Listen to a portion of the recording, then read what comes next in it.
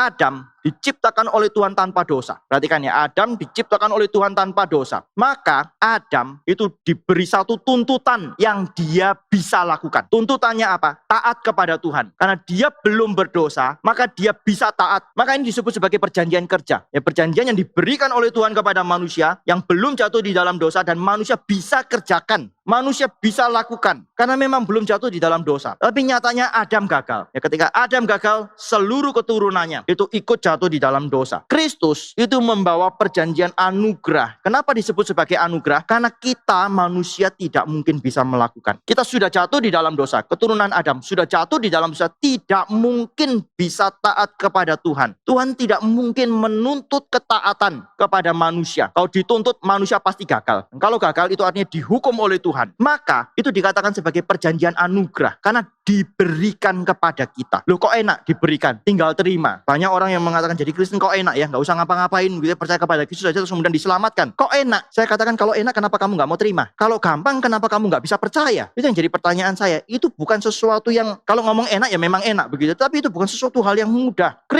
Kalau Kristus mau memenangkan perjanjian anugerah ini dan kemudian memberikannya kepada umat pilihannya, orang-orang yang dikasihinya, maka Kristus harus bereskan perjanjian kerja yang gagal oleh Adam. Kristus harus hidup di dalam ketaatan yang penuh kepada Bapa tanpa cacat celah, tanpa satu kesalahan pun, tanpa satu kegagalan pun. Adam cuma diminta untuk taat kepada satu hal dan Adam gagal. Kristus seumur hidupnya harus taat kepada Tuhan, harus taat kepada Bapanya di surga. Bukan cuma satu hal, tapi seluruh hidupnya harus sempurna mengerjakan kehendak Bapanya yang di surga, baru dia layak menjadi wakil kita di dalam perjanjian anugerah. Maka Bapak Ibu bisa melihat yang ditanggung oleh Kristus itu jauh lebih besar, jauh lebih berat daripada apa yang seharusnya ditanggung oleh Adam. Adam cuma diminta taat satu hal, tapi Kristus harus membuktikan seumur hidupnya. Ya, sampai kemudian dia naik ke atas kayu salib, dia harus bersih, dia harus sempurna, tanpa cacat celah, tanpa dosa sekecil apapun. Baru dia layak menjadi kepala perjanjian anugerah dan kemudian dia memberikannya kepada kita. Ini yang dikatakan di dalam Roma pasal yang kelima. Roma pasal kelima membandingkan Adam dan Kristus di dalam konteks perjanjian.